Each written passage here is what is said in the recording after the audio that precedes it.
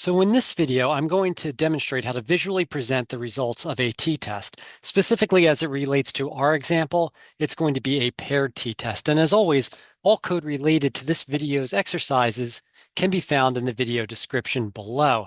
So we're going to go ahead and we're going to create our data frame using this code here, which again is in the video description. So we're creating two data vectors, those being group and observation. And we're going to combine them using the data.frame function into a singular data frame, watch. So let's go ahead and take a look at watch. And as you can see, we have our categorical groupings, original watch and new watch, and we have our continuous variable observation. So I'm going to assume that you've already done your research analysis, and now you want to create this visualization to summarize your findings. So your findings should already be in APA format, and now you want to present them on a poster board or in a publication, etc.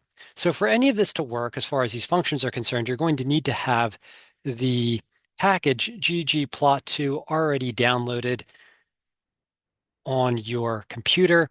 So if you need to check that, you can click the Packages tab. If you need to know how to do that, there is a video in the playlist which will walk you through how to download various packages. But as long as you have it downloaded already, just use this function library ggplot2, and we'll make sure ggplot2 is up and running for our session. I want to specify the order in which the bars are displayed for our subsequent graphics. So I'm going to do that by using this code here. Watch group, that's the data frame and the variable therein. We're going to use the factor function, and then we're going to specify the order in which we want the group variables to be displayed within the visual. And now I have three different graphs I've created, and you can choose whatever one works best for you. And again, you're going to need to have ggplot2 ready to go for this to work. You can choose whatever one works best, and you'll have to also change the arguments within to whatever your data is. So here, as we specified here, we wanted to have original watch displayed before new watch as far as the bars are concerned within our graph, and that is what had occurred. So here's original watch and new watch. And what is being graphed is we have the mean in each instance. So this is the mean value for the continuous variable observation as contained within the grouping criteria original watch. And here is the mean value of the continuous variable observation within new watch. And these bars here, these whiskers as it were, they are representing a 95% confidence interval.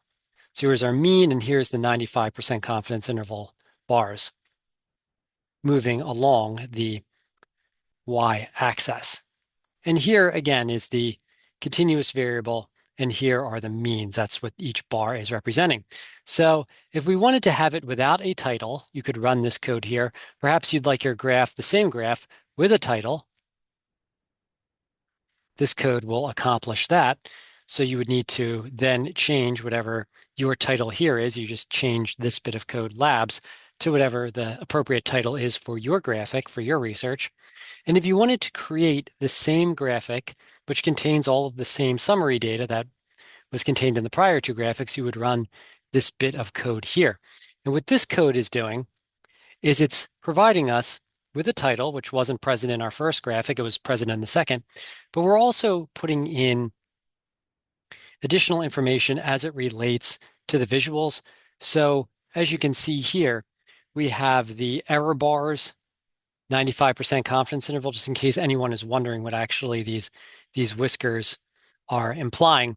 I put this extra bit of code at the bottom, and you'll have to play with this line as it relates to the final graphic to specify exactly what it is that you'd like to represent. These \n is specifying a new line. That's what this code is indicating to the R programming language. So you might have to do a little trial and error as it relates to what we have here if you wanted to put additional information into your graphic below the x-axis label. So that is it for today's lecture. And I hope that you enjoyed this video. Please consider liking and subscribing. If you have any questions, maybe leave a comment below so we can help one another out. We're trying to get the message out to as many users as possible. So best of luck in your research, and thanks for stopping by. Until next time, take care.